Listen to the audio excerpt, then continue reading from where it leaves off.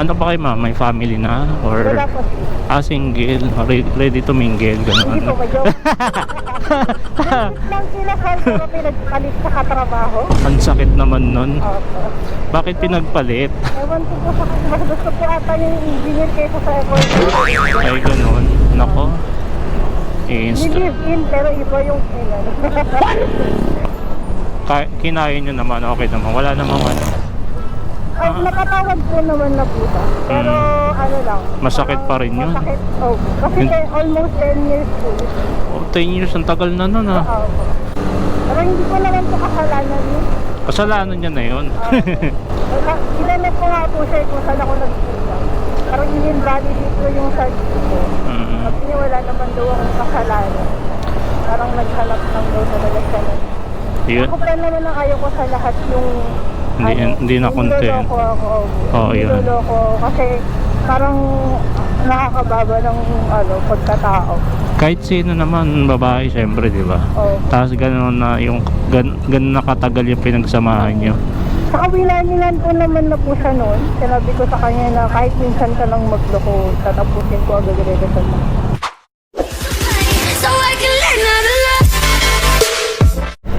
Alright, so hello and good morning sa inyo mga kawas niya. At ayun nga, syempre tayo ngayon ay nandito sa Cainta. At nakakuha na pala tayo ng booking, which is pupunta naman siya ng Ortigas. So okay na rin yun dahil para hindi naman tayo loge. Sabi ni ma'am mismong Mercury drug daw siya At hindi ko lang din sure kung saan siya banda. Baka ito si ma'am, hindi ko lang sure. Baka ito.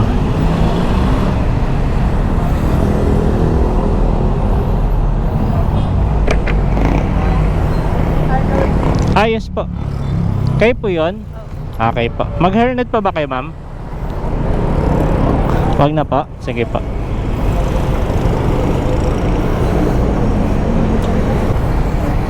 Kaya po? Kaya po. Okay. Ay, may multong nagsasalita, no? First time? First time ko na may ganito. Taray, no? Social yung joyride. Dito to yan. Bali ma'am sa medical to, no? Adventist po. Okay, sige po. Travel time natin ma'am, 1 hour. Charis lang. Matik yan. Yun nga nararamdaman ko na yung pagkapula ng kalsada pag dito papuntang Ortigas Medyo delikado pala. Oo. Ayan. Kasi Saan kayo galing ma'am? Sa bakasyon, ganon? Bali ngayon pauwi pa lang kayo ng kakauwi ko lang. kakauwi nyo lang. Hindi pa pasok na yung trabaho, ganon? Medical pa lang. Alayo naman pag may medicalan mo. Doon pa talaga. Kumbaga ni-record na doon kayo magano. Kumbaga, oo nga. Tama nga naman. Sagot nila yan. Saan ako sinasagot, no? Meron checkpoint. Siyempre lalayo tayo dyan. Kompleto naman ako sa papel. Ayoko lang yung naabalang papahintuin pa tayo. Yan ang mga abala Ano ba meron at nagkakaroon na naman ng checkpoint dito? Opo, wala na silang budget. Baka wala na silang budget. Baka may lang siguro sila. Mga project na kailangan ng boss nila. Or baka may tinitimbrehan lang. Oo nga. Pag mga ganyan may tinitimbrehan yan Mga writing and Oo. Pwedeng may nag-report na ganito, baka pwede nyo itimbre. Oo. Ang trabaho nyo ma'am? BPO. Call center. Call center. Opo. Di dyan din kayo sa Ortigas nagtatrabaho? Hindi naman. Ngayon, hindi pa lang po kasi dati sa may market po. Nalipat ka? Hindi po, lumipat ako. Lumipat. Malayo po kasi doon ang mahal lang pamasahe. Taga saan ba kayo ma'am? Dito po sa may junction. Oo, mas malayo kasi pag sa market. Okay. Tapos Anong pamasahe? hindi magkano pa. Di ba may mga dumadaan na UB dyan? Opo, pag isang way lang, parang round trip 150 na po. Lugi sa sahod. 150. Pag dito naman, saan ba kayo sa Pasig? Pag nag-jeep lang o pag dito 15 lang. 15 lang, no? Mas, Layo po ng difference. Times 10. oo. Parang nakasampung balik ka na. Kaya kapon. Ang baba pa ng sahod. Eh, buti may ano kagad sa accept sa inyo kagad, no? Actually, hindi po eh. Nung December pa ako nag-resign doon. Tapos umuwi muna akong province para magpahinga. Tapos mag-Christmas na din. Na-stress ba sa trabaho? Lalo, 4 years kasi ako hindi nag-celebrate ng Christmas kasamang family. Kaya, ay, ganun kaya pala. Parang ano lang kayo, parang boarding ka lang na ano, ganun. okay. Hirap nun. 4 years, buti kahit pa paano na kaya mo eh, no? Nasanay na din po kasi ako. Ano ba kayo, ma'am? May family na? Or Wala po siya. single?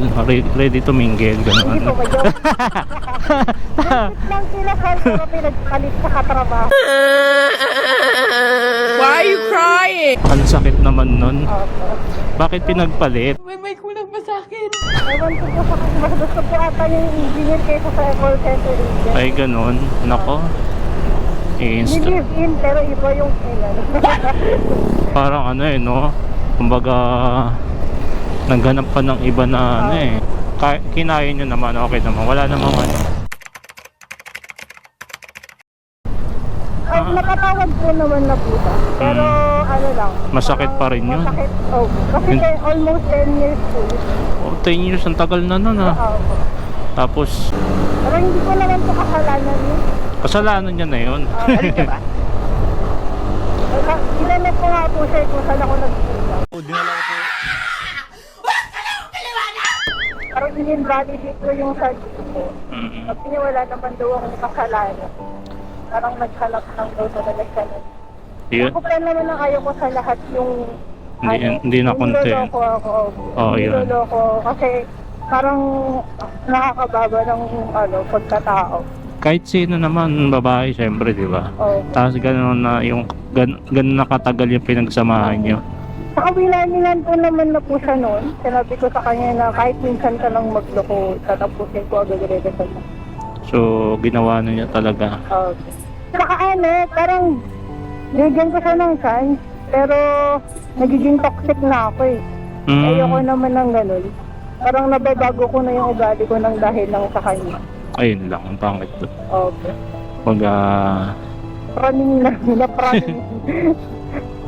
hindi naman mawawala yun sa isang relasyon. Yun yun. Pero depende kung sino ang una magloko, eh wala na magagawa kung uulitin niya at hindi niya ayusin yung relasyon niya. Yun yun. Sa akin din, almost 10 years yung ano niya, tapos Mas nakilala niya ng 2 weeks. Niligawan niya agad. Ang dami lang kasi nung ngayon niya na sinabi. Para lang yung babae. 2 weeks. Oh, Ang hirap. pero hindi nakakasama sa trabaho kasi bago lang yung babae. Kaya pala. Pero never akong nag-seek ng revenge sa kanila. Nayaan ko na lang yung karma na magkano sa kanila. Ayun na mahirap eh. Pero okay lang yun, ma'am. At least hindi ikaw yung nagkamali, di ba? Yun yun. At saka masaya naman na po ako kung anong meron ako ngayon. So masaya ka naman sa bago mo. Opo. Taray. Hindi naman, Wala yung sa ugali ng dahil. matagal na ba kayo? Bago, mga 9 years, 9 months pala. Yun nga po. Baka- Sabi trabaho na sabi ko, ayoko ma-experience yung ma-broken hearted. Hindi pong, Ayoko maranasan yun ng mga napapanood. Pero yung tipong dumating pa sa akin yun. Yun pala yung nararamdaman nila doon. mahirap maging wala sa wisyo. Yun Lalo nga po. ang problema niya ay relasyon niya. At wala talaga akong gana magtrabaho doon. Hindi po nakakatamad din, no? Kasi hindi pong pinoproblema mo yung yung relasyon nyo. Kaya yun, nakaresign ako sa company na kahit ayaw ko. Pero okay lang po. At least, marami akong natutunan. Oo. Huwag mo magtiwala mo. Huwag mo masyadong ibigay yung 100% sa pagmamahal mo sa taong hindi ka naman kayang patulan. Oo naman. Part naman ng siyempre sa buhay natin. Hindi naman mawawala yung ganyang pangyayari. Nagmahal ka nga, syempre, binigay mo lang naman yun dapat. Oh, Kaso, nakulangan yata siya. Parang ganun. nahanap pa iba. Oo, yun ang pinaka pangit na reason para lang Actually, kuya yung nag-uumpisa para sa pa lang siyang magloko na huli ko sa agad. kumbaga, Parang, pa lang, ang dami niya na kasi pinapakita sa akin na hint. Eh, siyempre may mga girls instinct, kumbaga. oo naman. Mabilis yung instinct ko na, ay parang may mali na dito sa tao. So, Maganda, hindi na siya yung usual. Tapos, maganda tiktikan mo na opo. na ganito Hindi niya alam kahit nabubuksan ko yung messenger. Ganito nabasa. kumbaga may ibang kachat pa Oh. hirap ng ganun. Magtatago ka na nga lang, halata pa. Magtatago na lang. Yun na sabi sa kanya ng mga tropa niya kaya na parang nagloko ka, minsan ka na nga lang nagloko, ang bilis mo pang nahuli. Hindi pa magsisinungaling ka na lang, halata ka pa. So hindi mo na masasabing Kaya ang masakit kasi doon, kuya, pati yung mga katrabaho na kahit kilala naman nila ako, pinansin ko yung kalokohan. ayun ang magandang kumbaga, Sabi ko sa kanila na alam niyo naman na meron kami, pero bakit hinayaan yung tuloy na yan? ayun, So, ayan. ang hirap ng ganun.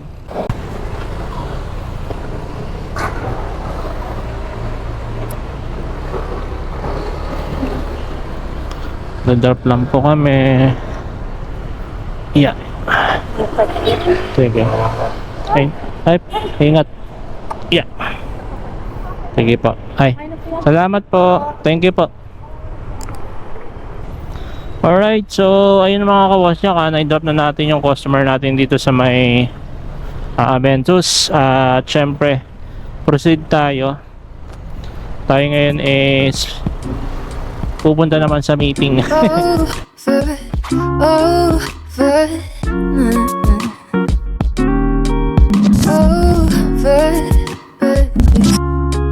I'm making trouble for myself.